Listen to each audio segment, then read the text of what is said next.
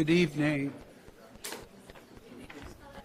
Hi, I'm Mark Crewman. I direct the Center for the Study of Citizenship here at Wayne State University, and I'm delighted to welcome such a large crowd and without a microphone working well. How about I try this? Can you hear me now? Maybe? Okay, good. I'm still Mark Crewman, and I continue to direct the Center for the Study of Citizenship, which I have done since 2002. And over the years, the center has sought to provide a comfortable public space to disagree about important issues that often divide us. And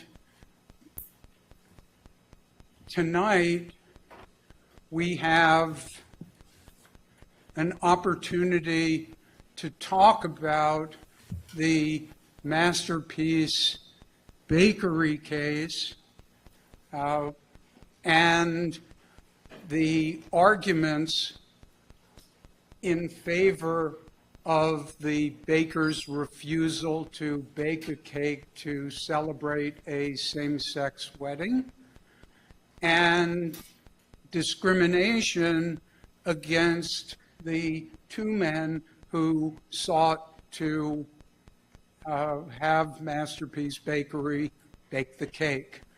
It is an argument about religious liberty and an argument about discrimination.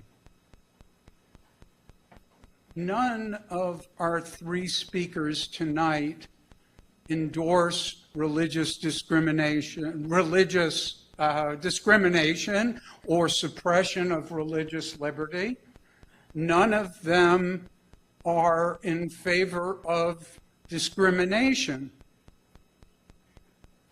But they disagree profoundly about the issue of not just whether this baker has the right to refuse to bake a cake for a same-sex couple, but also John has, this is the functional equivalent of a hook. And so I'm going to wrap up right now because John is the incoming dean of the Honors College, and I definitely do not wish to cross him because I do teach a seminar in the Honors College every year, or at least I did before next year. John, Corvino, Ryan Anderson, and Sherif Girgis have published a book debating religious liberty and discrimination. They teach us how to delve deeply into controversial arguments, but do it in a way that maintains civility, that enables people to listen to one another. How even when you don't think that the other side is right, it's important to listen. It's important to listen. It's important to understand. This is the third debate that John has participated in at Wayne State. I have the home court advantage of recruiting him for speaking engagements. But they've written a powerful book, two great reviews just out today. Both point to the ways in which the book advances the course of civil discussion in ways that enable us to see ourselves as all part of one political community.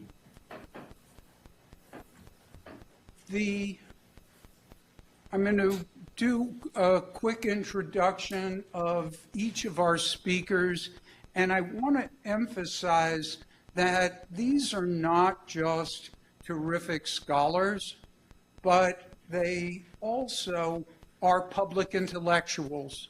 They engage the world outside of the academy and push us to think more deeply about our beliefs and about what we know. Professor Corvino is a professor of philosophy and incoming, as I mentioned before with a tremor in my voice, the incoming dean of the Irvin D. Reed Honors College at Wayne State. I actually want to take this brief opportunity to acknowledge my colleague and friend, the founding dean of the Honors College, Jerry Herron.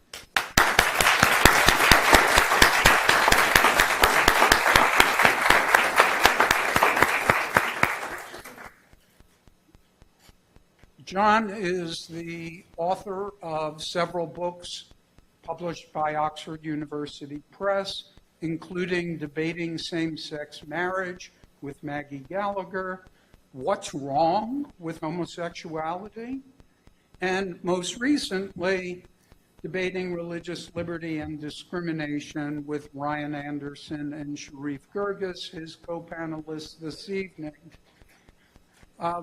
As I said, a public intellectual. He has published in the New York Times, the Los Angeles Times, the Detroit Free Press, the Huffington Post, New Republic, and Slate, among other popular venues. His videos on issues of controversy are absolutely both incredibly deep, but also amusing in ways that I think are important for all of us to have when we confront disagreement. Ryan Anderson is the William E. Simon Senior Research Fellow at the Heritage Foundation. He's the author of Truth Overruled, The Future of Marriage and Religious Freedom, and When Harry Became Sally, Responding to the Transgender Moment. He's the co-author of What is Marriage? Man and Woman, A Defense, and co-author of Debating Religious Liberty and Discrimination. He's made appearances on ABC, CNN, CNBC, MSNBC, and Fox News. I like the balance of MSNBC and Fox News. Sherif Girgis is a PhD candidate in philosophy who earned his JD at Yale Law School. When I was studying at Yale as a history graduate student, one of my law school, I did not know him, but both of the Clintons were enrolled in law school while I was there, which may or may not please Sherif. He's the co-author of What is Marriage? Man and Woman, A Defense, and Debating Religious Liberty and Discrimination. He has spoken on moral, political, and legal issues in more than 100 lectures, conferences, and debates. Also published in the New York Times, the Yale Law Journal, the Wall Street Journal, the National Review, and Commonweal. We have a stellar group of presenters tonight. And first, John Corvino will speak for 15 minutes. Then Ryan will have 10. Sherif will have 10. And then John comes back for an additional 5. So 20 minutes on each side. I want to turn the podium over to John Corvino, but only after thanking May Moran for, as the center's only and outstanding staff member, has done an amazing job of putting tonight's program together in amazingly short notice. So I thank May and thank you all for coming.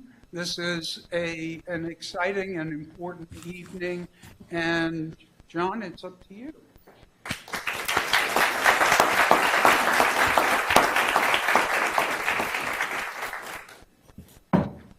Thank you very much, Mark. I want to, first of all, start with a little bit of housekeeping. So if you have a seat next to you that you haven't already claimed for somebody, could you raise your hand so that KP can see? So those of you who want a seat, feel free to fill in next to the people with their hands up.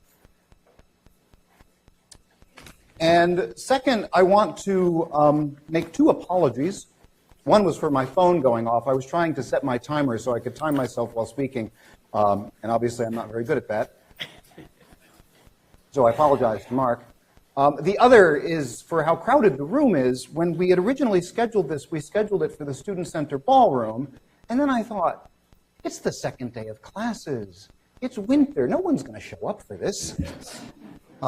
So I want to thank all of you for showing up. I want to thank the Center for Citizenship and Mark Crewman. I want to thank the Honors College and the Philosophy Department, which are also co-sponsoring and helping today.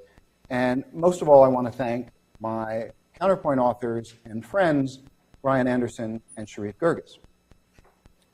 And people are sometimes surprised when they hear me refer to Ryan and Sherif as my friends. They say, wait a second, how can you, as a gay rights advocate and a gay man yourself, be friends with people who actively fight against equal marriage rights?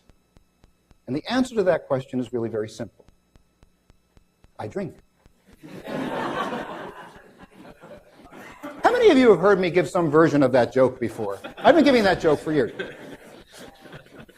But now I want to do 2 things. One is I want to back up with the sort of serious follow-up that I usually give to that joke and say, the answer to that question is complicated, but at least part of the answer is that while we disagree on some very important things, we agree that these kinds of issues deserve a thoughtful public dialogue. And we think we can have that dialogue better insofar as we can sit down at a table together.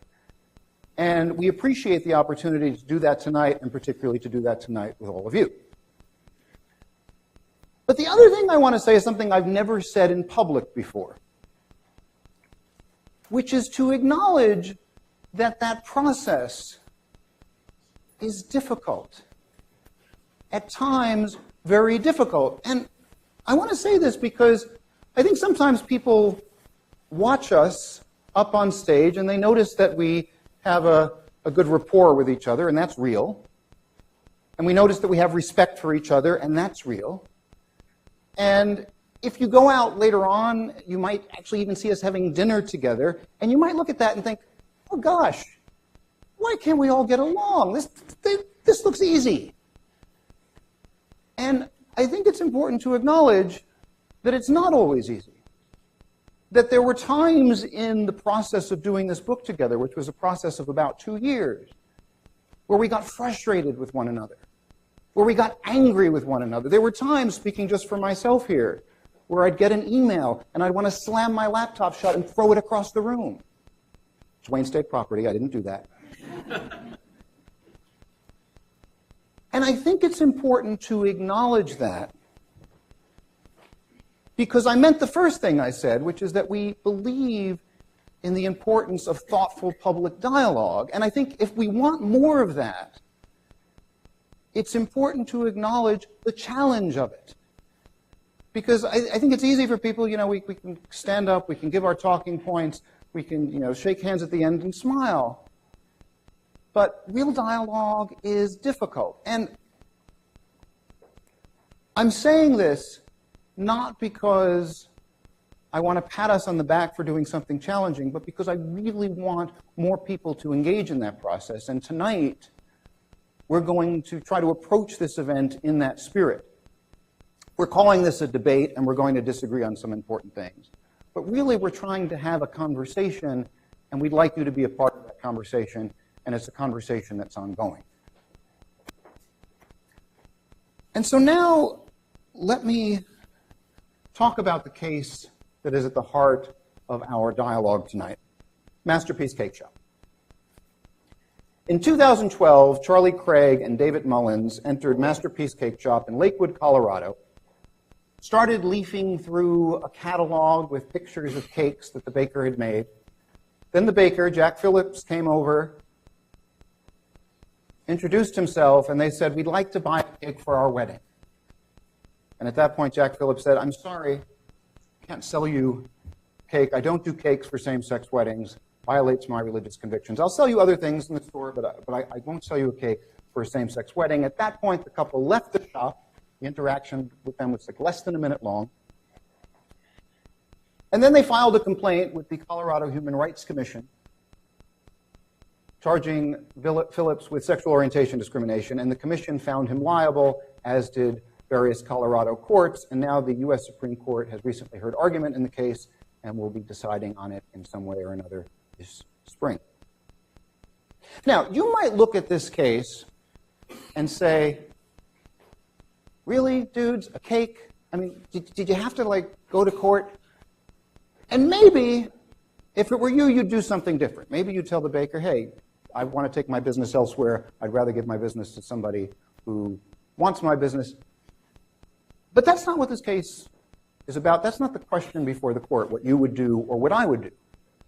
The question before the court is twofold. First, did Jack Phillips break the law? And second, is that law, Colorado Public Accommodations Law, consistent with various constitutional principles we have, including principles of free speech and freedom of religion? And those are the questions that are going to focus our dialogue tonight. So let me start with the first question, did Jack Phillips break the law? And let me read the relevant section of the law. Colorado law says, "It is a discriminatory practice and unlawful for a person, directly or indirectly, to refuse, withhold from, or deny to an individual or a group, because of disability, race, creed, color, sex, sexual orientation, marital status, national origin, or ancestry, the full and equal enjoyment of the goods, services, facilities, privileges, advantages, or accommodations of a place of public accommodation." Jack Phillips did not grant the gay couple the full and equal enjoyment of his services. It seems pretty clear and straightforward that he broke the law. But you might say, no, wait a second. Jack Phillips is happy to sell them cookies and cupcakes and birthday cakes and various other things. He's just not willing to sell a specific thing, a gay wedding cake. And maybe, you could analogize this to a vegan bakery that won't sell a real buttercream cake, or a kosher bakery that won't sell a cake made with lard. Gay wedding cakes are just not a thing that Jack Phillips is willing to sell.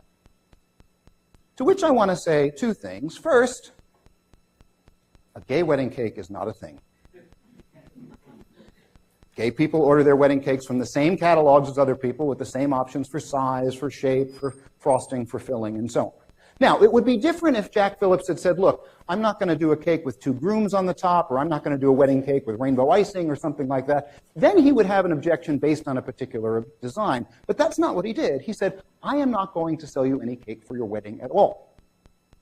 And I think it's helpful to compare this case with another Colorado case that happened about a year later, a Zukar bakery in Denver. Customer comes in, asks the baker, Marjorie Phillips, for a Bible-shaped cake. And on one side, he wants 2 grooms with a red X through it. And on the other side, he wants Leviticus 18:22, homosexuality is a detestable sin. Leviticus 18:22 is man shall not lie with man as with woman, it is an abomination unto God. That's a lot to write on a cake. So he paraphrased. Homosexuality is a detestable sin. And Marjorie Phillips said, I don't believe in that. I can't do that. But here's the important difference. Phillips did say, look, I'll sell you a Bible-shaped cake, because that's something I would sell to any other customer. In fact, she said, I'll even give you the icing bag so you can draw or write whatever you want. I just won't do that particular design. Now, Jack Phillips never even discussed designs with the gay couple. He was not willing to sell them any cake for their wedding, and in fact, Masterpiece Cake Shop even once refused an order of cupcakes to a lesbian couple when it realized that the cupcakes were for the couple's commitment ceremony, and that's in the record of the case. This is an example of somebody who is discriminating on the basis of sexual orientation.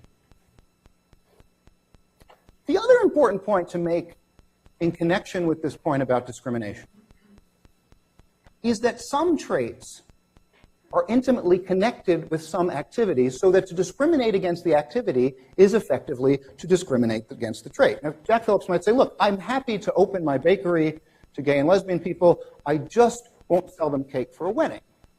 But that's kind of like saying, look, I'm happy to open my bakery to Jewish people, I just won't sell them anything for a bar mitzvah. Not even cupcakes, not even cookies, no, I just don't believe in that kind of celebration. That baker is discriminating on the basis of religion. You might say, well, not all Jewish people have bar mitzvahs, and you know, somebody could go buy a bar mitzvah cake for somebody and go, they're not Jewish. Fine, but there are times when particular traits are intimately connected with particular activities so that the discrimination against one is tantamount to discrimination against the other. And this is one of the places where you'll see tonight we sharply disagree. So, in sum, with respect to the first question, Jack Phillips broke the law in not giving the gay couple the full and equal enjoyment of his bakery services on the basis of sexual orientation. But what about the second question? Is Colorado's anti-discrimination law consistent with constitutional principles of freedom of speech and freedom of religion and other First Amendment principles? Now, defenders of Jack Phillips will say, no, it's not, because it's interfering with his freedom of speech. And I think that's the wrong way to think about this case. And I think it's useful in trying to figure this case out to compare it to a case where our intuitions are likely to be more similar. So a lot of us disagree about the Masterpiece Cake Shop case. So let's go to a case where we're likely to have similar intuitions, a case involving racial discrimination. There's a case I talk about in the book involving Keith Bardwell, a Louisiana justice of the peace. In 2009, it was revealed in the news that Bardwell did not want to do weddings for interracial couples. Now, Bardwell said, look, I'm not a racist. I have no problem with black people. He actually told a reporter, quote, I have piles and piles of black friends. Piles. He actually said this to the reporter. But for him, interracial marriage was just a bridge too far. And so when an interracial couple would come to him, he would quietly refer them to a colleague. Now, let's suppose Bardwell were to open a bakery. We can call it Bardwell Bakery. And let's suppose he would say, look, when African Americans come into my shop, I sell them a wide range of things, but interracial marriage is too much for me. I will not sell them a cake for their wedding. Well, the thing is, you could make the same arguments for Bardwell that everyone is making for Jack Phillips. Look, you know, wedding cakes are very artistic. Look, you know, he's a creative professional. Look, the customers could go elsewhere. And you know what? All of that is true, and it doesn't change the fact, first, that he's discriminating on the basis of a protected trait, and second, that it's not about speech. Because if you want to make a free speech argument for Jack Phillips, it would seem you would also, to be consistent, have to make a free speech argument for the Bardwell Bakery. And at that point, we're not talking about speech. In fact, if we talk about selling cakes and cupcakes as speech, we're abusing the First Amendment. What we're really talking about is denying people equal services in places of public accommodation. Now, I just got the 2-minute signal, and I know I took a little time at the beginning, but I want to wrap up with one very important point. A lot of people look at these cases and say, you know, all these cases in the news, they're about bakeries, they're about florists. Really, is it like the worst thing that happens to gay people is you can't buy cakes and flowers? And so I think it's very important to acknowledge that anti-discrimination law is not primarily about cakes and flowers. Generally speaking, anti-discrimination law is about things like employment and housing and basic goods and services. It's about things like a case that happened this year in Mississippi, where a man named Jack Zawadski called a funeral home, said, look, we have somebody dying here. Can you do the funeral? Yes. Okay. A few days later, he called back. The person's about to die. Are you sure you can do the funeral? Yes. And then, when the person died, he showed up to arrange the funeral, and the funeral home realized that Jack Zawadski was in a same-sex relationship with this person and said, no, we won't do the funeral. This is a couple that had been together for 52 years. Jack Zawadski is an 82-year-old man. He had to cancel the memorial service and go 90 miles away to a crematorium. And you know what? That's perfectly legal in Mississippi, because Mississippi lacks a public accommodations law that includes sexual orientation. So, by the way, is Michigan. So I want to conclude by saying, when people say to you, really, the cakes and flowers, you need to tell them, look, this is not about cakes and flowers. This is about equal treatment when we enter the public sphere. Thank you.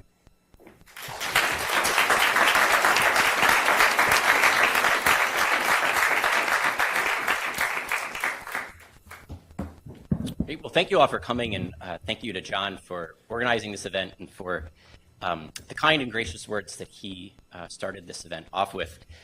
My job tonight is to say 10 minutes worth of our combined reflections, me and Sherif, on discrimination, and then Sherif is going to do the First Amendment part of this, and then John's going to come up and rebut us.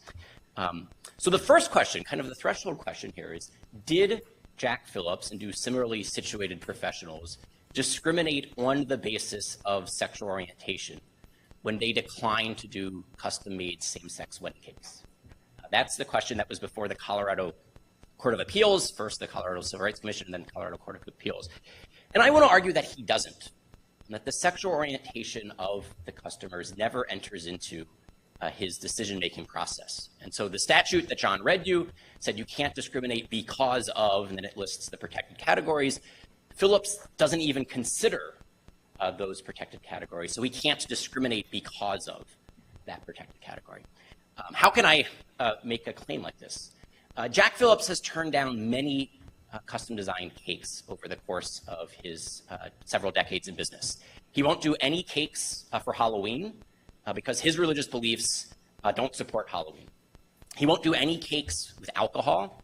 He won't do any cakes that he judged to be anti-patriotic.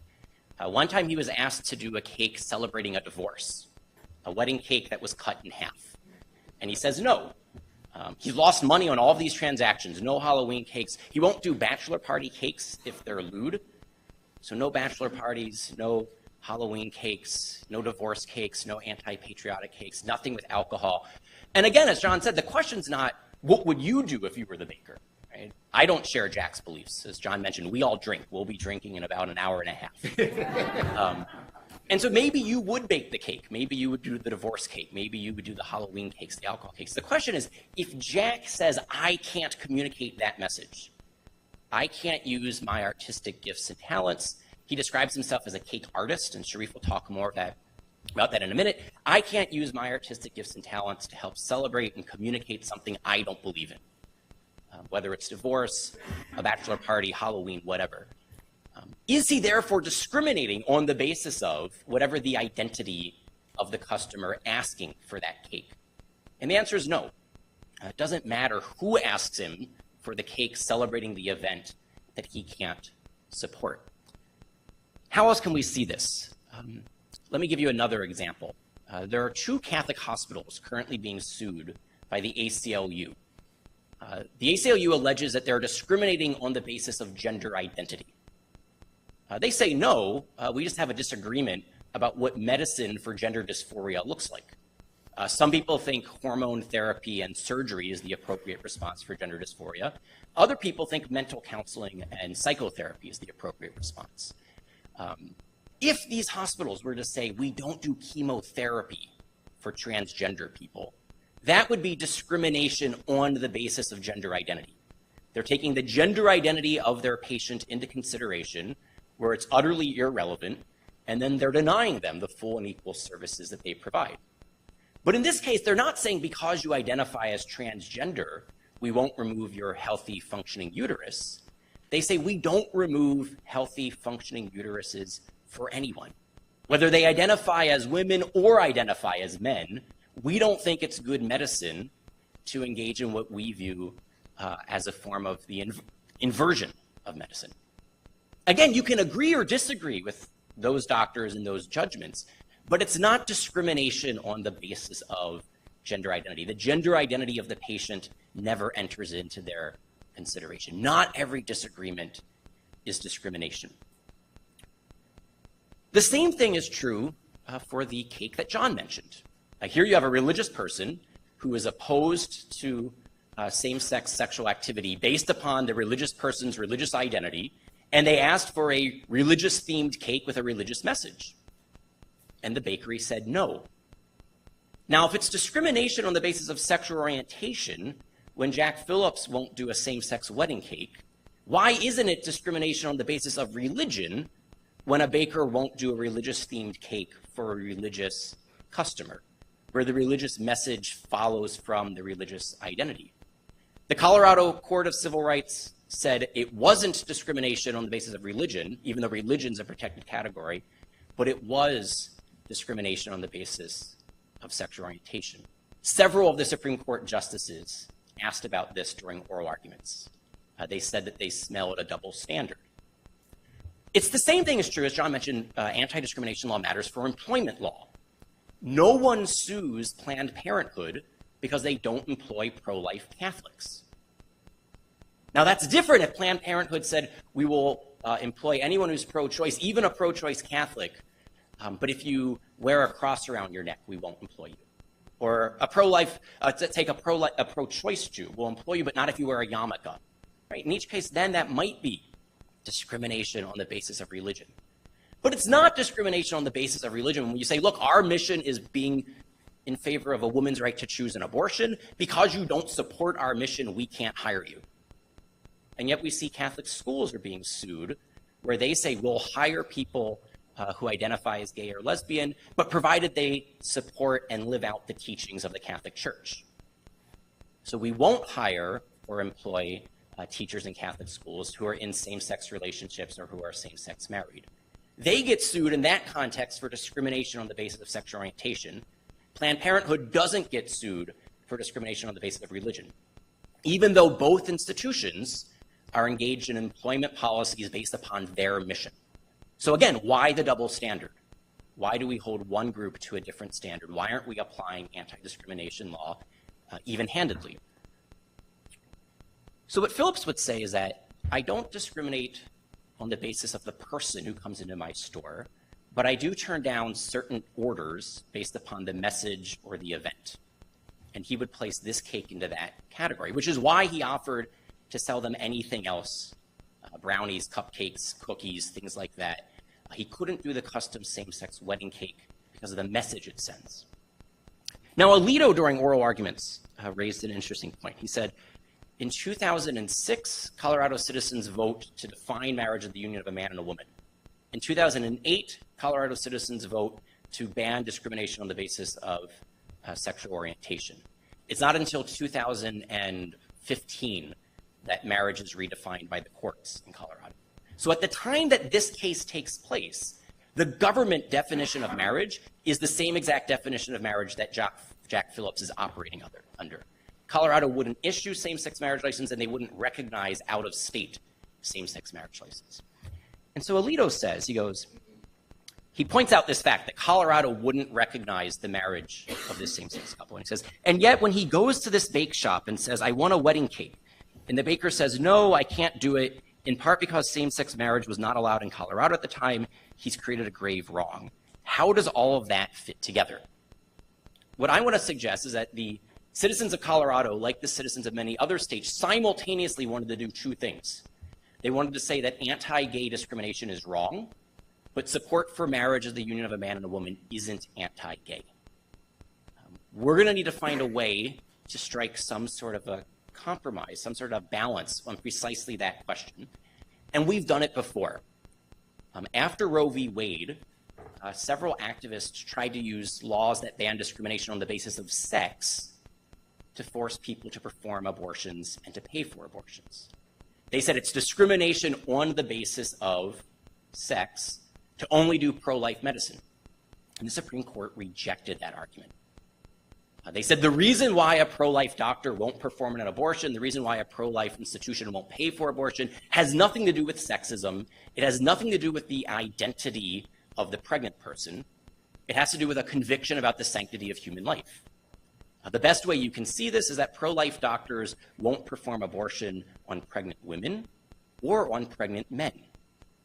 Whether the pregnant person identifies as a man or a woman, no bearing on the decision of the doctor who says, I can't kill an unborn child.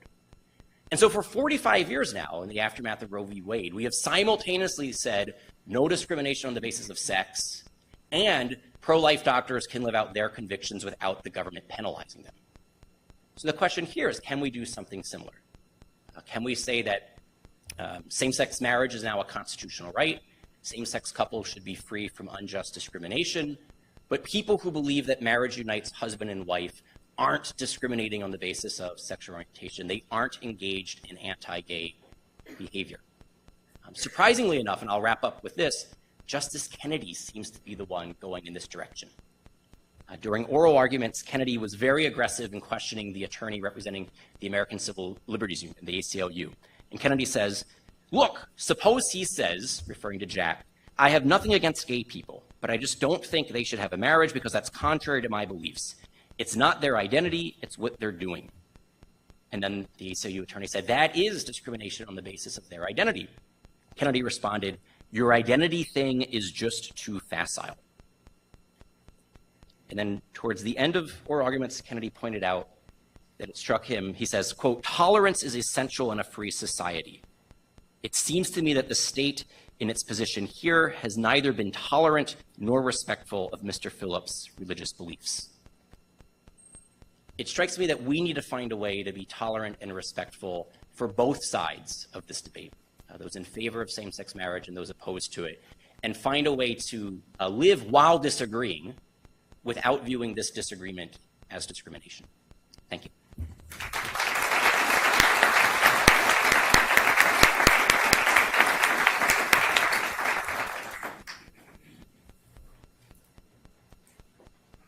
Does this work?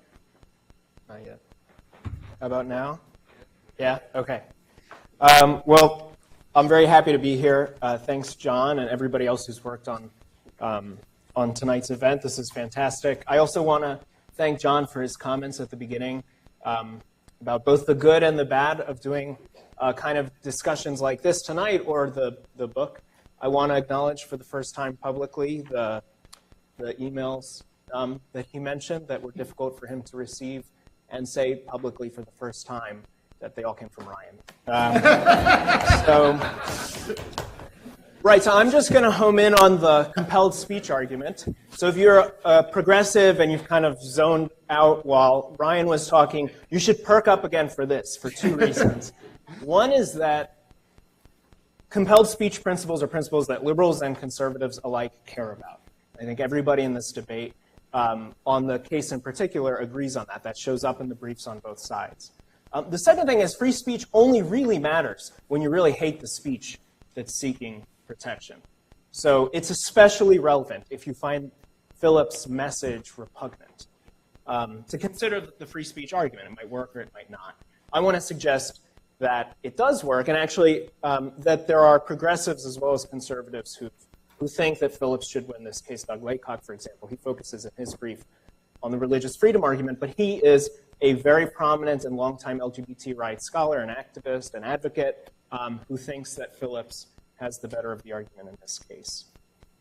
So at the very broadest level, compelled speech doctrine says that it's against your First Amendment rights to be forced to say or do or create something expressive that carries a message you reject, unless forcing you will serve a compelling state interest, will pass the highest bar in the Constitution for figuring out if a particular regulation serves a good enough goal that it can justify burdening your constitutional rights. All right, so can't make you say, do, or express, or create anything that expresses a message you reject unless that's really important to do in this case. And Phillips' argument, I think, is simple. It's got 3 simple steps. The first thing is that artistic speech counts as fully fledged speech under the First Amendment.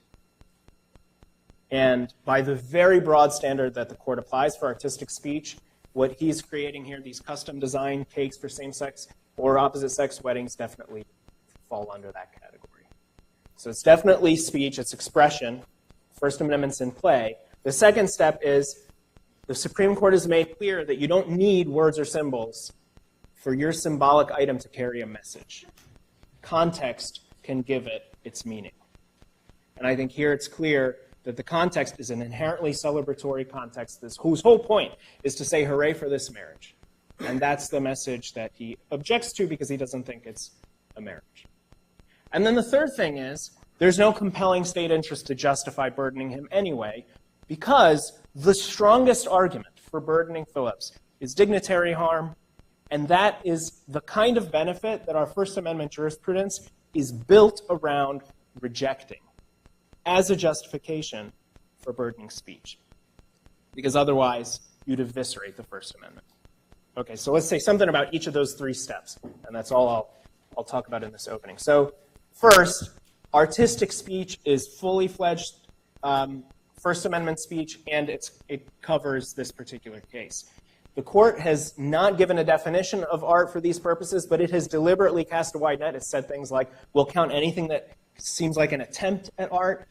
So it counts all the classic stuff, paintings, sculptures, engravings, but tattoos have been counted. I mean, in one circuit court, I think, custom printed T-shirts counted. So it casts a very wide net. The court has been explicit that you don't have to have a particularized message. So, the Jackson Pollock painting, atonal instrumental music, Jabberwocky verse, that's an example in one of the cases. All of those get covered. It doesn't have to carry a particular or articulate message. And I think by all of those criteria, this should count. Here you have Phillips drawing on his artistic talents and abilities to pick from an indefinitely large range of colors and shapes and designs to create something that's then going to be judged mainly for its aesthetic appeal. I think that should make it count as art. If it were exactly the same look and size and shape and design, but it were made of plaster instead of batter, you would say that it was art, it was a sculpture. But the fact that it's made of one material or the other, I think, shouldn't be relevant. Some people say it is because, obviously, cakes are utilitarian, and art isn't utilitarian. Cakes serve the purpose of feeding you. That's definitely true in general. I think it's obviously secondary in the case of a wedding cake. You don't include a wedding cake at the reception because you're worried people will still be hungry after the salmon or filet or quinoa, or I don't want to offend anybody. But because you want it to be first the visual centerpiece and then a part of the live programming of this party whose sole and explicit message is hooray for this marriage. So I think that's enough to show that you've got something here that definitely counts as artistic speech in the relevant sense. It's as much relevant to art and speech as a prop in a play, for example, because of what I just said about its role in the reception. And we wouldn't say that you can force dissident artists to create props for plays that celebrate the state's favored messages. Same thing applies here. Second step is this carries a message Phillips rejects. Now, John pointed out that a lot of people who think Phillips should lose this case say it should turn out differently if he has to put 2 grooms on top, or if he has to have words written on the cake, or cite to Bible verses or whatever. But the court has been clear that that's not essential. So there was a case called Spence versus Washington where someone had posted an upside-down flag with a peace sign on it. And the court said that while that all by itself might not carry any particularized message, in context, it carried the message of opposition to military action in Cambodia. Why? Because that's what was going on at the time. So if overlapping in time with a particular current event is close enough of a connection to give your symbolic item a particular message, then certainly the fact that this is a symbolic item that's expressly and exclusively created for a once-in-a-lifetime party whose sole purpose is to express a message, hooray for this marriage, that's certainly enough context to give this particular artistic speech some content, which is just the one that I described, hooray for this marriage, and it's particularized content. It's hooray for this marriage. So John says, there aren't gay wedding cakes. That's true, but there are wedding cakes for particular weddings. And I think if you care about the symbols or the words, it would be literalistic in the old sense, like fixated just on the letters, to care about the letters in general, but not to care about the context. Because the only reason the letters matter is that they convey a message, but the context can do that too. I can say more about that in the Q&A. I want to get to the last step. So this is an expressive item that carries a message he rejects because of the context. The question is, can we justify forcing him to do it anyway by saying there's a really compelling interest? Well, people usually give three answers here. The first is they say the compelling interest is just fighting discrimination. But that at that level of generality won't work. The court in 2 cases has faced the application of public accommodations laws to fight sexual orientation discrimination when the government was saying it was precisely motivated to fight discrimination against LGBT community. And in both cases, the court said, anti-discrimination in general is fine, but not when it's applied in a way that burdens speech. So then people will say, okay, but there's material costs. But no one has seriously made that argument in this case because it's obviously false. Andy Koppelman, longtime LGBT rights scholar and advocate, who also thinks Phillips should lose in this case, by the way, does say, look, refusals like Phillips are a handful in a country of 300 million, so nobody's at risk of losing any particular material good or service. In another case involving a florist, the couple sued for $7.91 because that was the cost of gas to get to the next florist. All right, so then people say, and then I'm just going to end on this point, people say, well, okay, it's not really just anti-discrimination in a generic way, it's not the material cost, it's the dignitary harm of this kind of confrontation with the view that something central to your identity is immoral. And I want to acknowledge that that's a real pain, and it's a real difficulty, and it causes real distress. But the First Amendment's whole point is to preserve the ability of citizens to express messages that someone finds deeply offensive. In the most dramatic case, which I'll end on this one sentence, but it has a semicolon in it, I'm being told that I'm running out of time. The Supreme Court faced a case where someone had said, the Westboro Baptist Church had held a press conference to say that they were going to protest a funeral of a fallen soldier expressing anti-gay messages using slurs and blaming gay people for 9/11 attacks and IED explosions in Iraq. And the emotional damage was so significant that a jury awarded $10 million for it. And the Supreme Court, 8-1, including all the liberal justices, said you can't do that, reversed the award, said the First Amendment protects precisely the freedom to express the thought that we hate. Thanks.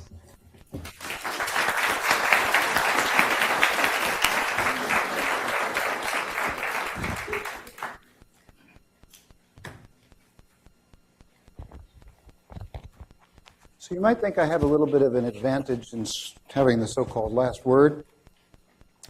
Except the bad news is that I never know exactly what they're going to say, and then I have about 5 seconds while I'm adjusting my microphone to figure out what I'm going to say in response. Plus it's 2 against 1, which is totally unfair. Thank you both for those, and I really am looking forward to the discussion. I want to begin just by pointing out an inconvenient fact for Jack Phillips, and an inconvenient fact of this case, which is that Jack Phillips never discussed design with the couple, never asked them what they wanted, never asked them even if they might want something off of the shelf, although he later said, look, I would sell them anything off of the shelf. But we know from the record of the case that he even refused a cupcake order. To then turn around and say, well, this is just about his freedom of speech and so on, is inconsistent with that inconvenient fact of the case. And this is why I mentioned the case of Azucar Bakery, where the baker, Marjorie Phillips, did, I think, exactly the right thing. She said, look, The particular design you want, the Bible-shaped cake with the grooms crossed out, and that design I don't do. But I do sell Bible-shaped cakes, and if I sell them to some customers, I will sell them to you. Call that a design-based objection rather than a use-based objection. That's a useful distinction, design-based objection versus use-based objection. When Jack Phillips says, I won't do a Halloween cake or a divorce cake with two, cut in half, or I won't do a cake made out of with alcohol in it and so on, those are design-based objections.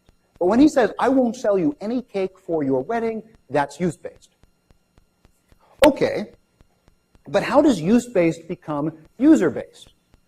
Ryan argued that at no point did Jack Phillips really care about the sexual orientation of the people who were coming to them.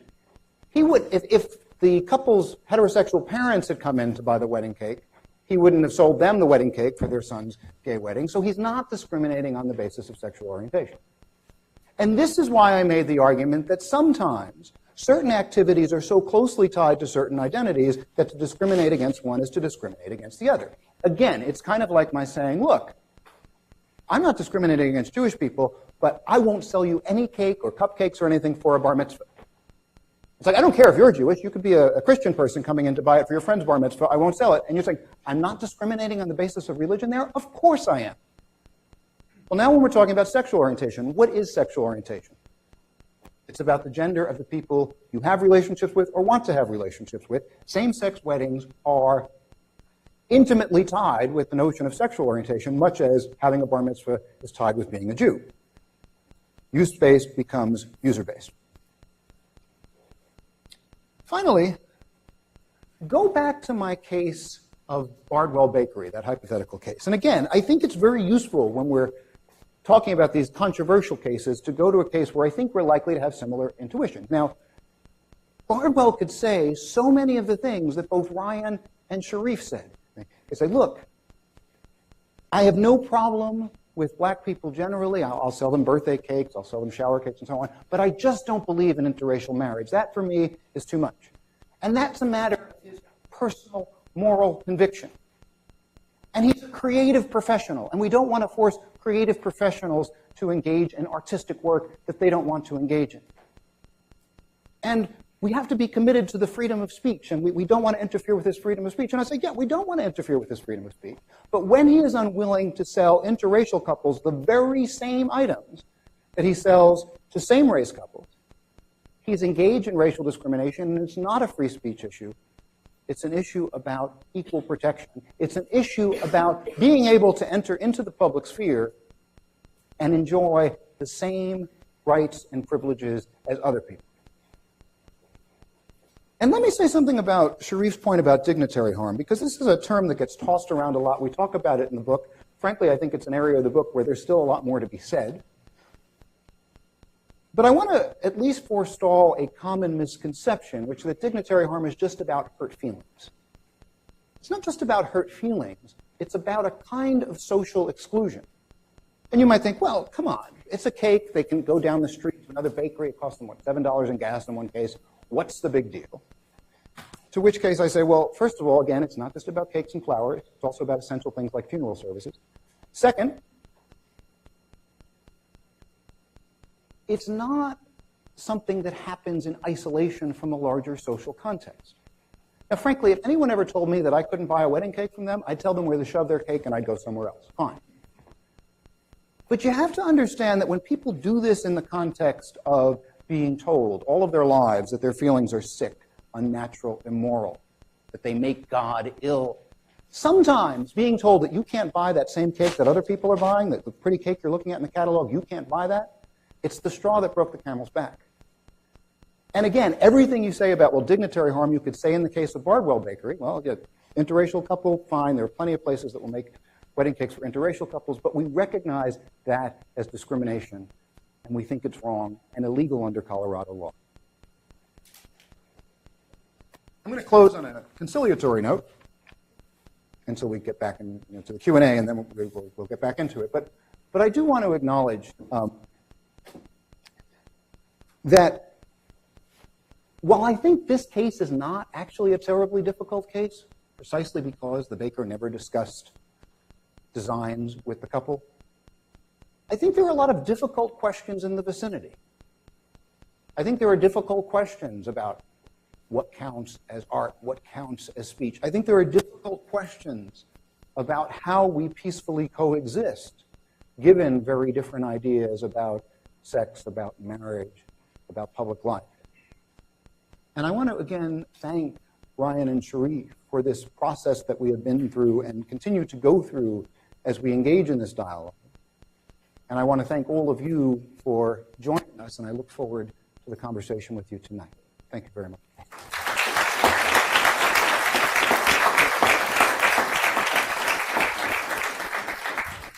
So we now have Q&A, and there's a microphone so we can hear you. And is it Pizer? Is that your name? Yes, it has the microphone. And since Mark is a little bit under the weather, we're not going to ask him to moderate. We're just going to have to try to be nice to each other. Is this okay? So the problem is that this case, I don't know why the Supreme Court took it, because it is about cakes, right? And so the question is, does the cake send a message? I, Jack Phillips, endorsed this wedding. And then is the cake like artwork? And I don't. How do we? I don't know. It's a cake, okay? So let me ask this question. Suppose that Phillips refuses to sell birthday cakes, which would also be in another inherently celebratory context, to gay people, right? To any gay person who comes, I won't sell you a birthday cake. But that clearly runs afoul of the law. What's going to be the difference? That's an inherently celebratory context, right? And for all the arguments that you make, right, he's going to be able to discriminate against whomever he pleases on the argument that I don't have to bake that for anyone. So, I mean, what extent is baking a service? What is a cake? I don't know. But, I mean, it looks like people are entitled to buy cakes. Yeah, sure. So that's a good example. Let me say two things about it. One is that it's important that it's not simply an artistic item. So for example, if you paint still lifes of apples on a table and a stray couple comes in and asks for them and you give it to them, and then a gay couple comes in and asks for one and you deny it to them, I think that's not compelled speech. Why? It's artistic expression, but by being forced to create the cake for both cases, you're not forced to carry a message you reject. No, same thing. You're not being forced to impose a particular content onto your art. Now, so let me think about let me address the birthday cake case. In the birthday cake case, it's true that there's a message. For example, it is your birthday, and it's good to celebrate birthdays. Now, if you thought it wasn't the person's birthday and somehow this really mattered to you or something, then you might start to have a compelled speech case. Or if you think that it's wrong to celebrate birthdays, which Jehovah's Witnesses do, for example, then I think you would have a good compelled speech case. But if you are simply denying, but if there's nothing like that in the vicinity, then I think a court is perfectly entitled to say, you're not really objecting to a message being carried by this artistic item. You're just acting out of spite. And that's not a compelled speech protected act. That's true. No, it's not simply what did you think about at the time. Is there a plausible argument that there's a message that you reject?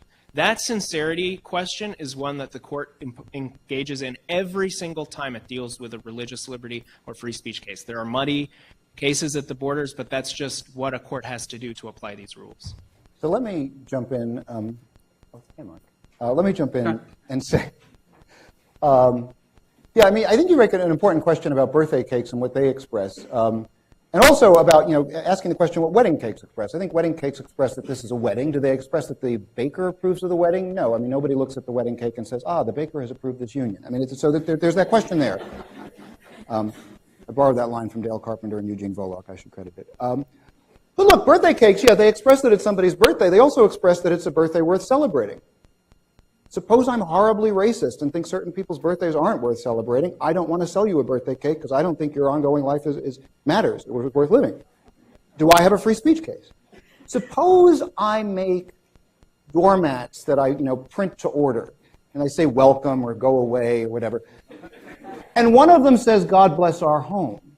And Sherif comes in to order one, and I'm like really anti-Egyptian, and I think Egyptian people should go back where they came from. And I don't think your home should be blessed. I think I should curse your home because you don't belong here. Do I have a compelled speech case, or am I just, no, I am discriminating on the basis of a protected trait, and I'm refusing equal service. Now, I agree in terms of free speech that I should be able to say what I want to say about you people don't belong here, and I can be a real jerk and say those things. But if I sell things to one person, I should have to sell it to other people. Thank you, John. We move on to next question. Yeah, hi. First of all, I want to say I don't have any problem with the idea that cakes are art. Cakes are definitely art, okay? So, the purpose of making a wedding cake is to make a beautiful cake. That is the point. You're making a beautiful cake. I'm with John on this, that you cannot say, my beautiful cake doesn't go to you. My beautiful cake goes to you. And that's really a very simple argument, and it doesn't bother me at all to make a simple argument. My second point is, you're a portrait painter, okay? You paint portraits. You see somebody who you think is really ugly. Decide, I am not going to paint that portrait because it's ugly. It offends my sensibilities. Okay? Is that right? Do you have that right at that point when you've established that you're a portrait painter? And now, this is not just dignity. It's the essence of who the person is. You're offending the essence of who that person is. Okay? So this is I'm totally with John, obviously. Okay.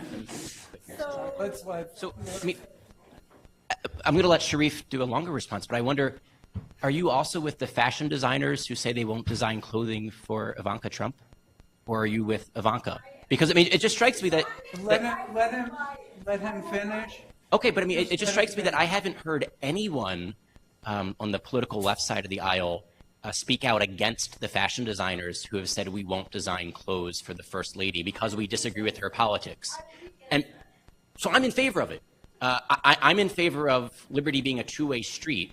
So I don't want to coerce artists, whether it's doing a bachelor party cake or a same-sex wedding cake, or designing clothes for someone whose political ideology they don't agree with. I think this is a free country, and all of those...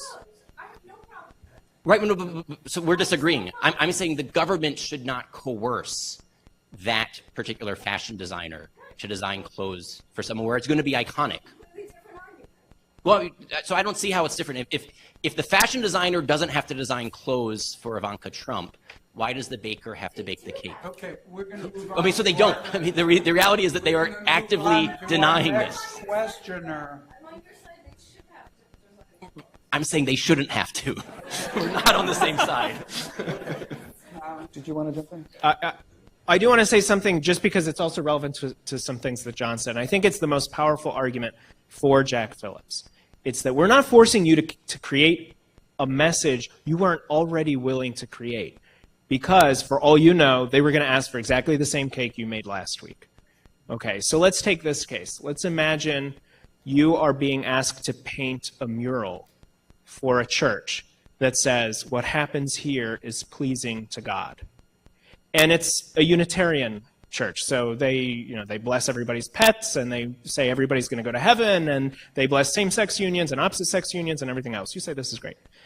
The next week, a Westboro Baptist pastor comes in and says, I want you to paint me the same mural that says what happens here is pleasing to God. And you know that they pray for God to rain hellfire down on gay people, that they say awful things about the Jews, whatever it is that they say. To me, you are being forced to create an item with a message you reject in the second case, but not in the first. You should be entitled to refuse to paint for the Westboro Baptist Church because in context, the very same colors, letters, shape, design, etc., carry a different meaning. Okay. So Let me add one quick thing here. No. I mean, I'm sorry, no. So what's important here is that there's a third category beyond what John has identified. It's not just user-based or design-based. There's also message-based. That what Sherif is getting across is that there's a message. I haven't had a chance to answer this question. Okay, John, okay. May? there are other people who want to participate in the discussion. I understand you feel passionately about the issues, and they're important to each and every one of us. It's just important that we give other people a chance to talk. John? You know what? Because there are so many people who want to ask questions, I think let's move on to the next question, because I want to hear other voices. Hey there, thank you. This would be for any of the panelists. So underlying all of these discussions we've been having is how the law can adjudicate between citizens with very differing moral senses. And it seems that all of you have been assuming that the best option is for the law to not discriminate in any way about whose morality is better. And I think maybe that's an ideal we can all strive for. And yet, law being an inherently moral part of society, do you think it's really possible for the law to stretch that elastically? I think we're beginning to see so many debates like this springing up because the moral opinions of the society are stretching farther apart, and it seems doubtful if the law can really have the elasticity to stretch with it. What do you think of that? You know, it's funny. I was a visiting scholar at the University of Leuven in November, and I gave a talk on these issues, and there was a conservative Catholic graduate student in the audience who started asking a question, and I thought he was going to be on your all's side. But in fact, what he said, what these cases prove is the failure of the American project. But really, we need to just go back to a Catholic monarchy and be done with it. And I was like, okay, that's one way to agree with. That's one way to agree with me, I guess. So look, I guess what I would say is I think one way in which we all agree is like, no, we want to keep the American project going. We want to allow as much room as possible consistent with these values of liberty and equality and inclusion and so on. And we have to find line drawing principles. You know, I think that, you know, doing the distinction between design-based and user-based and identifying places where user-based becomes use-based, that's one way to do the line drawing. Other people are going to draw the line differently.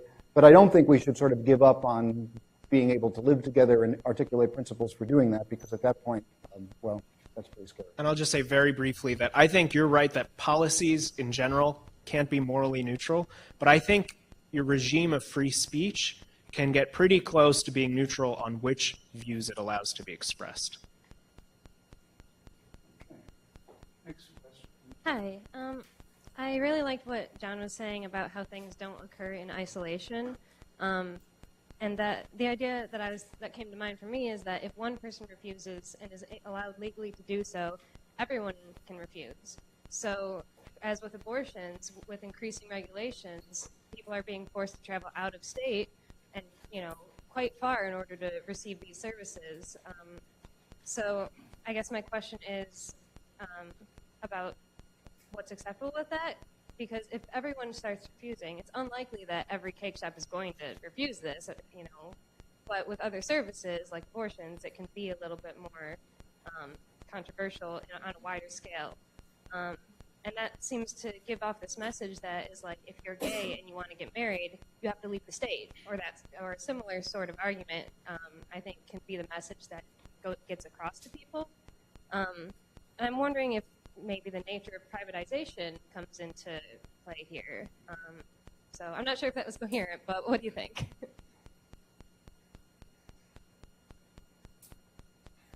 You're in the middle of a So, you. I have a couple of thoughts about that. So, I mean, it strikes me that what's driving your question is, will there be access to the market for whatever the requisite good is?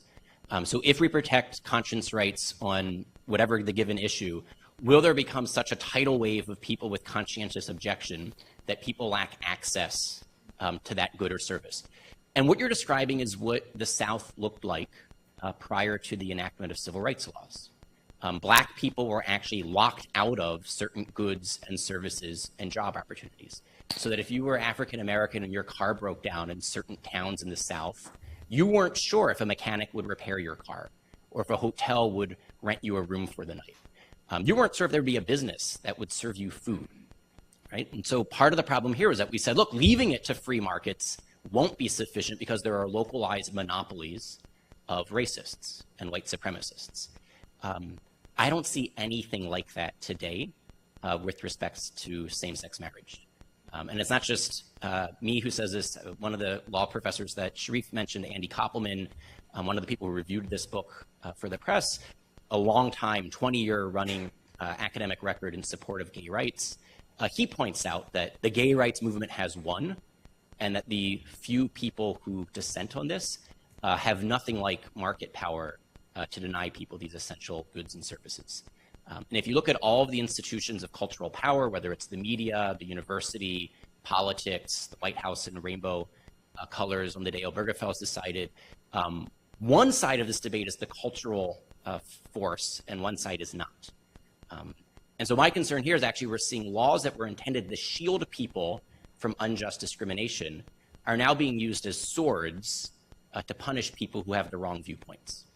And the multi-millionaire who is sponsoring the passage of these laws, Tim Gill, he's pledged $500 million to pass these laws. In an interview with Rolling Stone 3 months ago, he said, we're going to go into the worst states and we're going to, quote, punish the wicked. And so my fear here is that the side that has lost the cultural argument is now being punished by the government when there's not justification for it. It's not the situation you described. So I would say, first of all, that the goal, regardless of what Tim Gill says, is not to punish the wicked.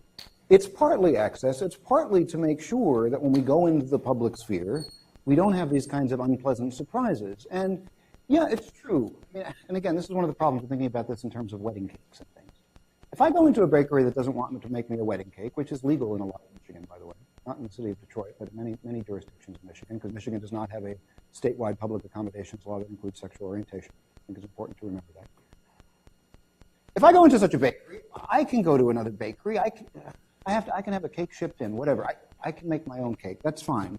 But what people fail to realize is, first, again, not just about cakes, that this case I told you about the funeral home is a real case, and that's perfectly legal in Mississippi. It would be legal here in Michigan. And second, one of the reasons we have not seen as many of these conflicts in the past, and I suspect we're going to see more of these conflicts in the future, is the phenomenon of the closet, where if I go into a store and I'm ordering a birthday cake, generally speaking, people are not going to know that I'm gay. Maybe it's like a Lady Gaga themed birthday cake or something. But generally speaking, it's not until I ask for a wedding cake and they ask me, oh, what's the bride's name? And I say, his name is Mark. They're like, what? That they know that I'm gay. If I'm calling up a funeral parlor and saying I'm making funeral services for someone, they're not going to know that the person's gay until you fill out the spouse's name and you put down a male name. So yeah, it's true that people in these places don't seem like they're entirely locked out of markets, but that's partly because we gay people have gotten very used to, like, when we share, when we conceal, and that's a very bad place to have to be. And that's one reason we have these laws, so that we can go out into public and not have to hide sexual orientation or religion or other things that are not immediately visible. Hi, I think this is working. So first off, I just wanted to say, hey, Professor. Hey, Graham. If at any point the dean thing doesn't work out, we're 12th floor Maccabees, you're allowed to come back. That's what you say. Yeah. So I actually had a question for you two gentlemen, and it's not really my question. I was just hoping Dr. Corvino kind of ended with what I took to be a kind of challenge. So we were talking about double standards, and he brought up the case of everything's identical except instead of gay marriage, we're talking about interracial marriage. And I was actually hoping that you guys could take the time to either explain why you would say, absolutely, in the interracial marriage, it's the same thing, we would 100% go that route as well, or if you'd say, actually, contrary to what Dr. Corvino would say, we think that there are relevant differences, and this is what they would be. Great question. So this was the amicus brief that I filed with the Supreme Court, was on how and why the court can actually distinguish these two cases. Partly because the hypothetical that John offered is ahistorical by and large, because it's out of context. While Bardwell may have very peculiar beliefs, so let's say there's a situation when someone's like, I love blonde people, but I just think blondes and brunettes shouldn't get married. And we'd be like, okay, that's kind of weird. But none of us would think that it's part of a systematic oppression of brunettes or of blondes. We just be like, this guy has quirky beliefs. The reason Bardwell's example strikes us so starkly is precisely because of the American context of racism and white supremacy. And if you look at the history of opposition to interracial marriage, it was based on opposition to black people. For Aristotle and Plato, for Augustine and Aquinas, Luther and Calvin, John Locke and Gandhi, skin color was irrelevant to marriage. For all of those thinkers, I just mentioned ancient Greeks, I mentioned Christians, secular folk, they all thought that marriage united man and woman because a man and a woman could unite as one flesh. And skin color is irrelevant to that one flesh union. This is largely the argument that Sherif and I have made. Bans on interracial marriage were a historical oddity. The US colonies were the first political institutions in the history of the world to ban marriage on the basis of race. And it was because it was how they were going to prop up an unjust system of race-based slavery. So if you're enslaving people based on the color of their skin, you can't allow people to do what you know is possible, a man and a woman of different races uniting as one flesh and creating children, because interracial children will undermine your system of race-based classifications. Even after the abolition of slavery, bans on interracial marriage continued because they didn't want blacks and whites interacting on an equal plane. And so part of white supremacy was to say, we don't think blacks are equal to us, so we won't serve them at our lunch counter, or we won't allow them to marry whites. And frequently it was black men and white women. So there's also some misogyny baked into this. So when we hear about Bardwell's case, all of that's operating in the background to make us suspicious. When John says, he has piles of black friends, we're like, not really. That there's some latent racism going on here. And so the opposition is to the people. And there's a difference between opposition to people and an opposition to a message, to an event.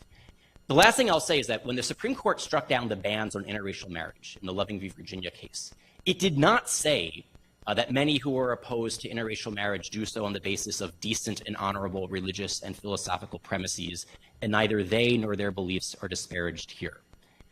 It did not say that opposition to interracial marriage is held, quote, in good faith by reasonable and sincere people here and throughout the world. It didn't say either of those things because it couldn't say those things, because those things aren't true when it comes to opposition to interracial marriage. Justice Kennedy and the majority in Obergefell said both of those things about opposition to same-sex marriage. They said that the people who are not in support of today's ruling are operating on decent and honorable philosophical and religious premises, that they are held in good faith by reasonable people here and throughout the world.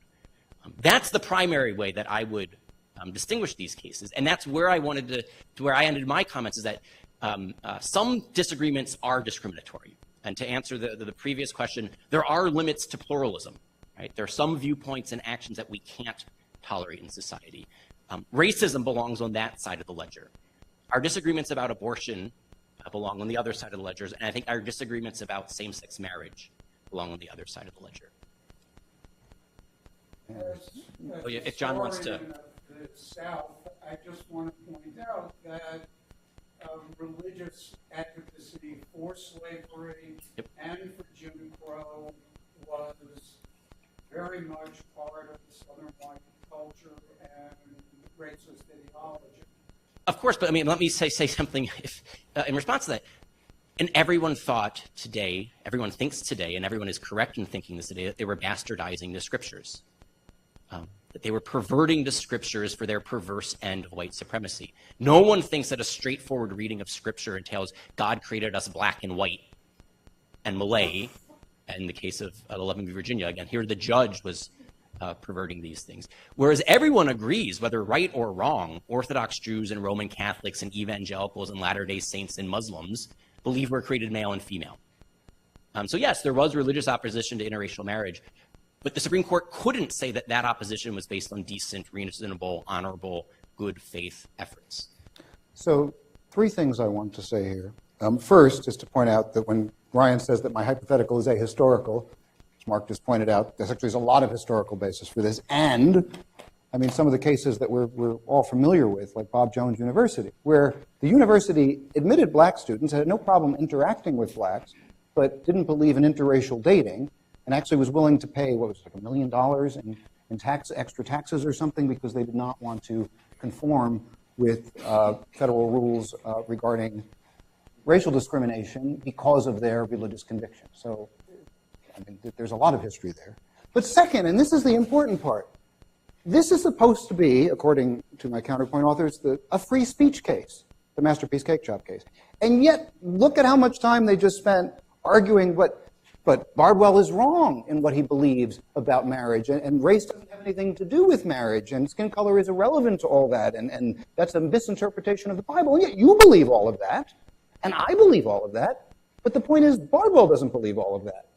And if we want to say, look, you're free to say things that the rest of us don't believe, then if Bardwell doesn't believe in interracial marriage and he doesn't share your interpretation of the Bible, why can't he, in opening a bakery, say, look, I'm not going to provide cakes or cupcakes or anything for interracial weddings because that forces me to say something I don't want to say. So I think you dodged Graham's question by not answering that. And finally, I'll say the third thing, and I'll come back.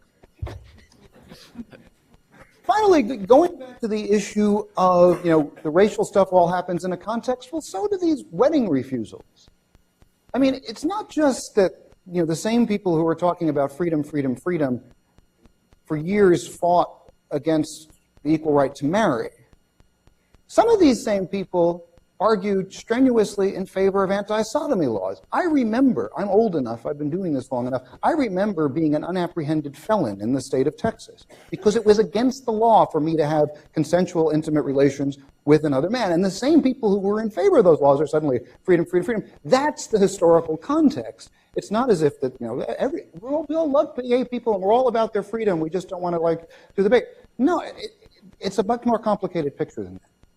Okay, so I want to apologize. I did not mean to dodge your question. So let me take another swing. And also, I want to. The point that I was making about Bardwell being ahistorical is that the context matters. The reason we have that reaction to the Bardwell example, which obviously is historical, is because of the larger historical framework of white supremacy and opposition to interracial marriage being based on opposition to black people.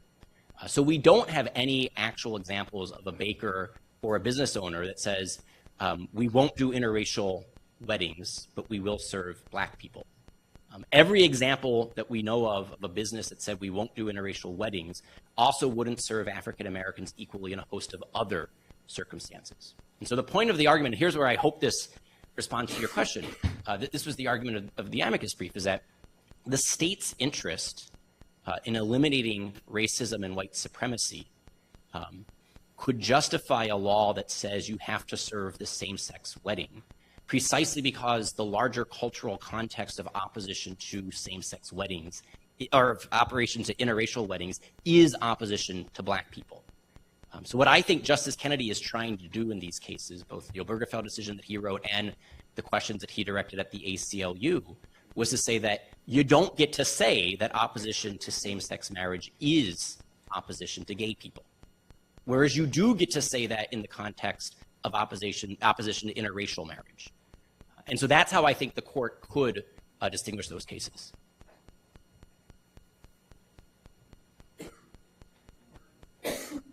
Good evening, and thank you for giving us your time tonight.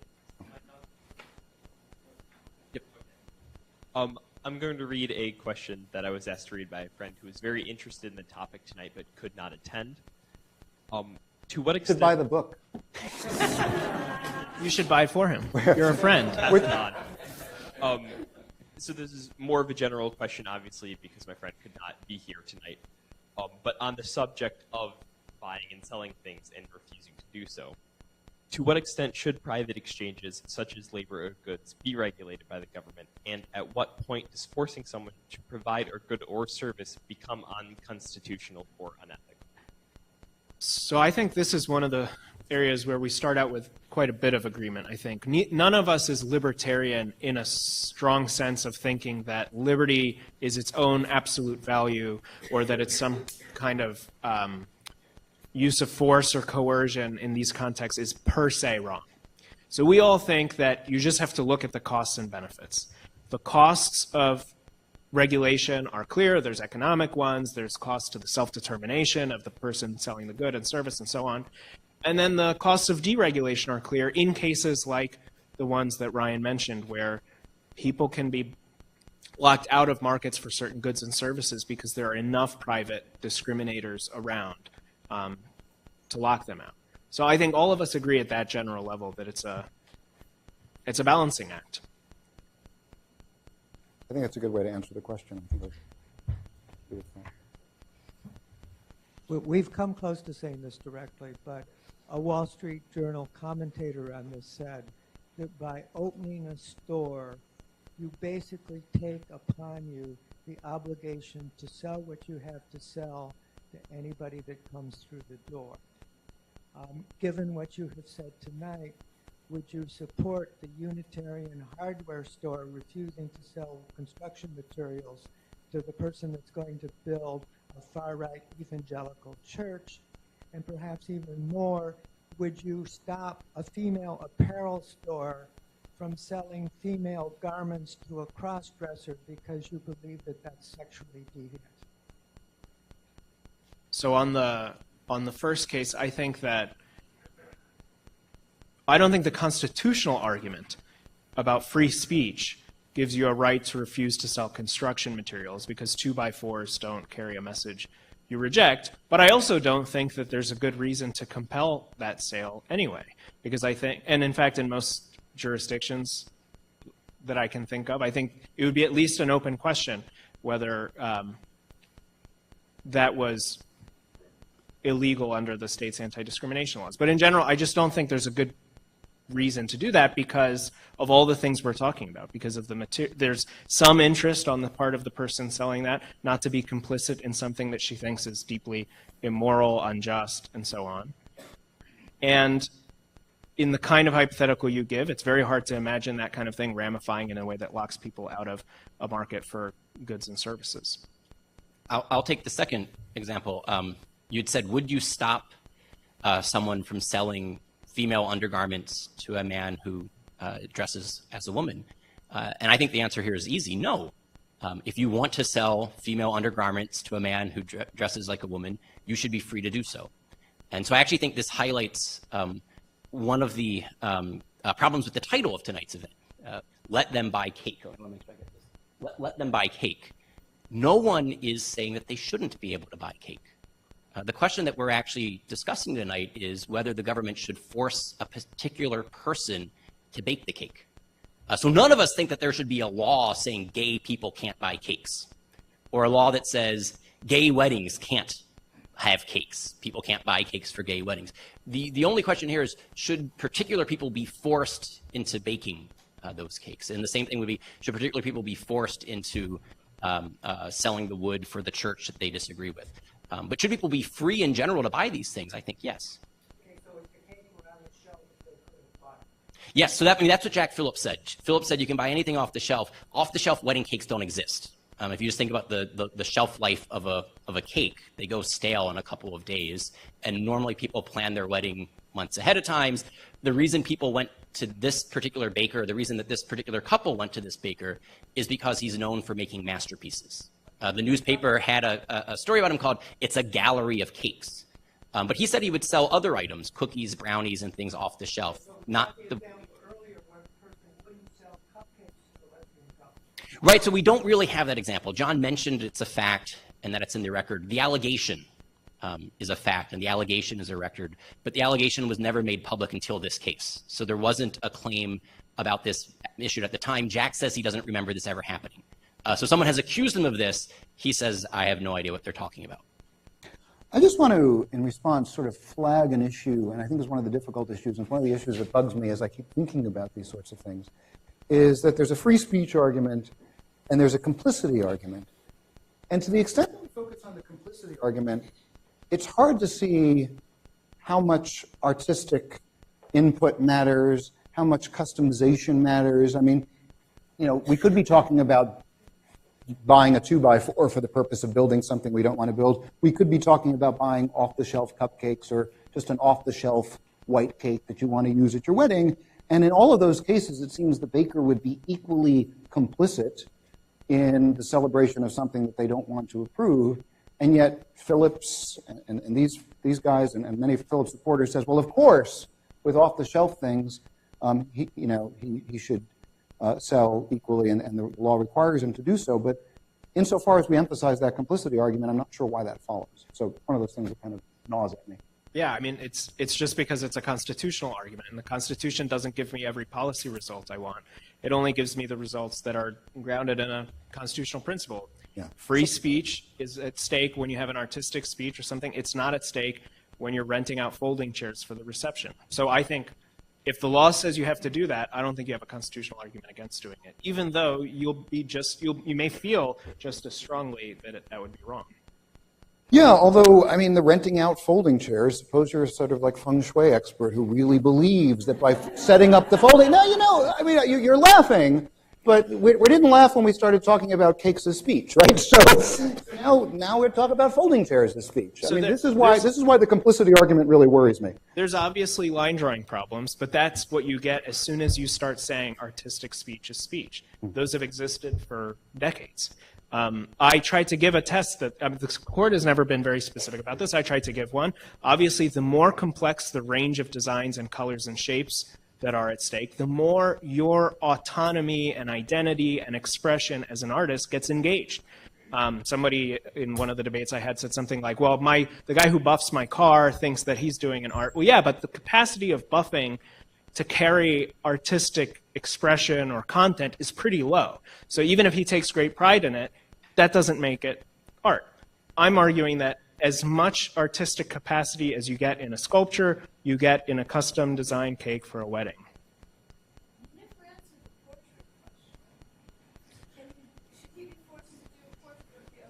Yeah, I don't think that being forced to do a portrait of a person involves conveying a message you reject. Now, there's a separate question which the court has never had to face, which is, okay, fine, but apart from carrying a particular message you reject, can you be forced to create art that you don't want to create? And it sounds to me, when you put it that way, like if artistic speech is covered First Amendment speech, there seems to be something wrong with it. You're literally politically censoring and regulating art. The reason it's never come up, I suspect, is that there's never been a good reason for it to come up. Just so you all, I'm sorry. Right. I think so. We're going to, I think, take questions for about 10 more minutes, and then we will be available in the lobby for people who want to chit-chat. There are actually people outside selling the book if you want to pick up a book there. And unfortunately, because the bookstore is really busy, because it's the beginning of the semester, we're only taking cash. It's $22, but it goes to the bookstore, so it's not coming directly into our pockets. But even if you don't want to buy a book and you want to come up and talk to us, we'll be available afterwards. But we'll take about 10 minutes more questions. Sure. Does that seem reasonable to you? Okay. You've got it. Yeah. You've got the microphone. So I've just got done with my first semester of law school, so I've been reading all the fundamental rights cases. I've been reading all the fundamental rights cases. And I think I was wondering if Professor Corvino, if you, what you think. So Justice Kennedy has had a lot to say. Has been very important in. He's written the opinions for the gay rights cases, or the gay marriage cases. He's recognized that there's a fundamental right to marry. I wonder what you think about whether Phillips has any fundamental right with regard to his expression of religion, his expression of free speech, or with how he conducts his business or what business he chooses to go into. And how, I think it was sort of asked earlier, how far could he be pushed? Where is the line that the two, I think of these cases as sort of a conflict of individual rights. It's the couple on the one hand and the cake maker on the other. So this is why I think that the Azucar Bakery case with Marjorie Silva is really instructive. And why I think what she did was brilliant. She said, look, I'll sell you a Bible-shaped cake because I sell those to anybody else, but there are particular designs that I will not do and I will not sell. And just as Jack Phillips doesn't want to make Halloween cakes or doesn't want to make divorce cakes that are split up, she doesn't want to make a cake with, two men with an X through it and so on. I think that's a good way to draw the line. I also think that Jack Phillips has every right to say, I just want you to know I will sell you the same cakes that I sell anyone else, but we believe in a traditional understanding of marriage as a man and a woman, and you might, because of that, consider another baker more suitable for your needs, but I follow the law and I will serve you. And I bet you in many cases, people under that scenario would go to another baker. Because they wouldn't have a point to prove anymore, because this is not a, he wouldn't be refusing to make the cake. So I think Jack Phillips should have a great deal of latitude in expressing his convictions and religious beliefs and deciding what he sells and what he doesn't sell. What I don't think he should be able to do is to say, I'm not going to sell you the very same cake that I'm willing to sell those other people. Can we talk to each other on this question? All right, because I'm trying to follow what you're saying on this, and it strikes me that the reason why you support the baker in this case is that she'll bake the Bible-shaped cake, but she won't do the design with the specific words. Mm-hmm. And then I say to myself, well, why won't she do that design? And the reason is because that design conveys a message that she doesn't support. Right.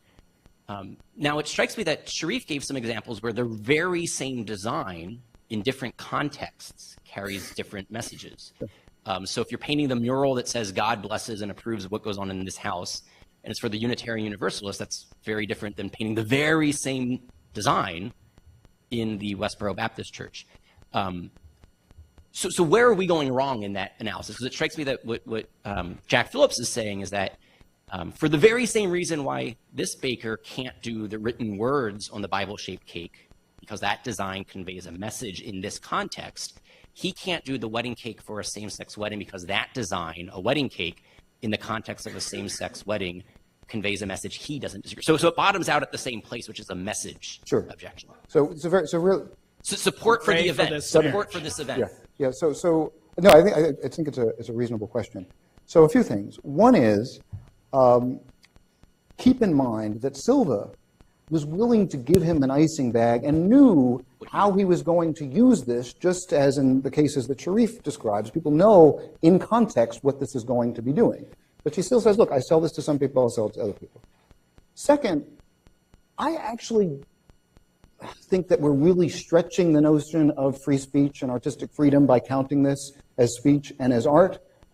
My reason for saying that Silva can refuse to write a certain thing or do a certain design is just that I think, generally speaking, business owners get to decide what they sell and what they don't sell. So just like a vegan bakery won't sell you a real buttercream cake, a kosher bakery won't put candied bacon on top of the cake or whatever it is, she could say, this is not something I sell, and Phillips can say, this is not something I sell. When you start making it a message or speech issue, you're treating cakes more as speech than I'm willing to do.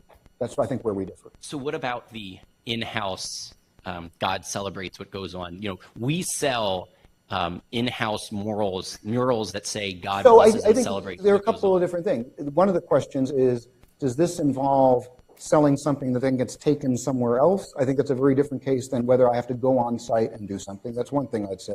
The other thing I'd say about that is God blesses what goes on here is a very explicit message that's indexed to here.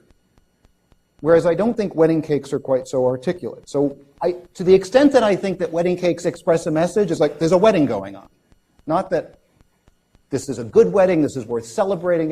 Yes, people use it for all those things, but when the baker gives you this cake, there's a wedding going on, and once you start getting more specific, this is a wedding I approve, this wedding expresses a genuine conjugal marriage or something, then I think that you're just creating a lot more speech than is actually there. What? Hi. Sorry, guys, I have the mic.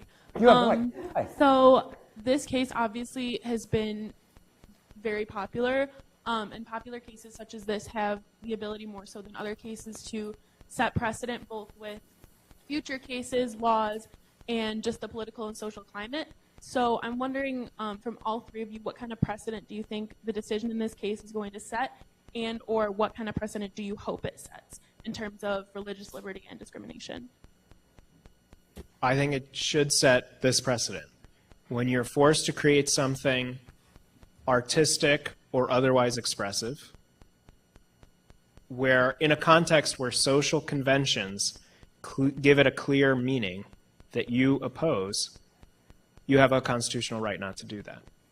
It's that simple. I'm sorry. You can go and then I'll, or I can, all right, sure. So, I mean, so I agree with what Sherif said. I think another possibility, and it's always hard to read the tea leaves of oral arguments, because several times justices are asking questions to play devil's advocates against what they actually believe. So the quotes I read from Kennedy, they may or may not be what he actually thinks. So, take it with a grain of salt. But I think He's always so lucid when he writes. Yeah, even when he writes, he may or may not be what he thinks. So I think there is a chance. I mean, someone mentioned the jurisprudence of Kennedy. He's written all of the major gay rights cases. He's also written many of the major other liberty cases. And he includes some of his own judicial opinions in a compendium on liberty, various historical writings, and he includes his own judicial opinions.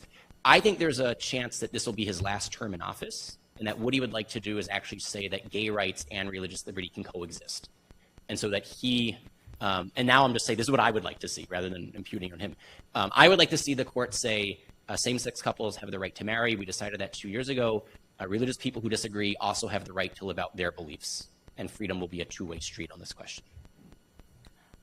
I think I agree with all of those things as expressed, except I also think that it should express the right that when you express the point that when you open a business to the public, you should serve the entire public without respect to race, religion, so on, or activities that are constitutive of those traits. So yeah, I think people should be able to get along. People should be able to express. And I mean, maybe this is a good point to say something about, to sort of zoom back a little bit and say something about how these things play out. Because one of the things I say in the book, and I think that we agree on to a considerable extent, is that not all of these conflicts need to be hashed out in court or are best hashed out in court.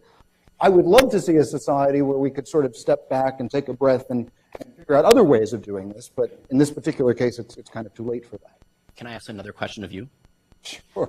So where do we put, so you said that people should be free to do this without discrimination against their identity or actions that are closely related. Where does that fall for religious people who have convictions, whether it's about unborn life or about marriage, that are closely identified with their religion? Because I mean, as a Catholic, John Paul II wrote a document called Evangelium Vitae, the Gospel of Life. And so for Catholics, pro-life convictions are intimately connected with our beliefs in the gospel. For Jack Phillips, an evangelical, beliefs about marriage between the union of a man and a woman are integral to his religion. The entire biblical narrative is one of a bride and a bridegroom, right? So why do you see that there's also a close connection? And if so, what leeway does that get someone like Jack Phillips or someone like the pro-life doctor? I think the pro-life doctor, as I acknowledge in the book, is a very different kind of case, in part because there's an important difference between your requiring somebody to perform something in a life or death situation. I mean, that becomes a lot more complicated. But let's stick to bakery cases. I think that there are cases where religion is going to be very obviously closely connected. Like if I say, look, I won't sell you any cakes at all for your bar mitzvah or for your first Holy Communion or something. That if it's more complicated than that, if it's, I have this particular view about brides and bridegrooms and marriage and so on, then I think we're starting to read too much speech into case. Okay, I'm going to give John the last word because after all, he is incoming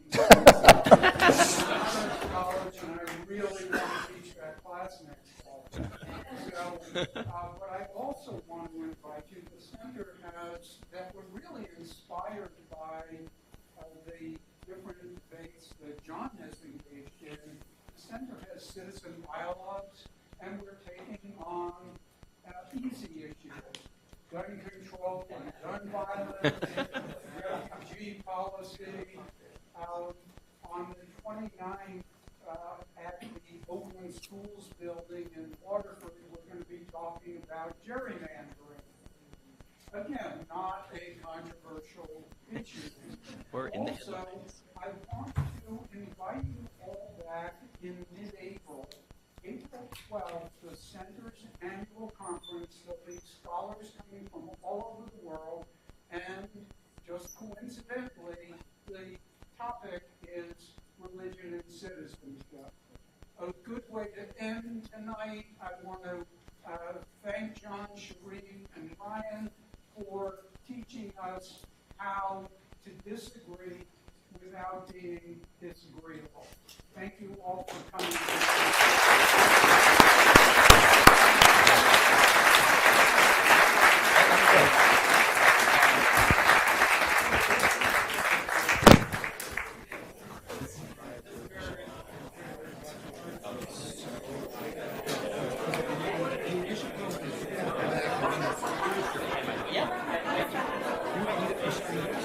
I think we had Sharpies.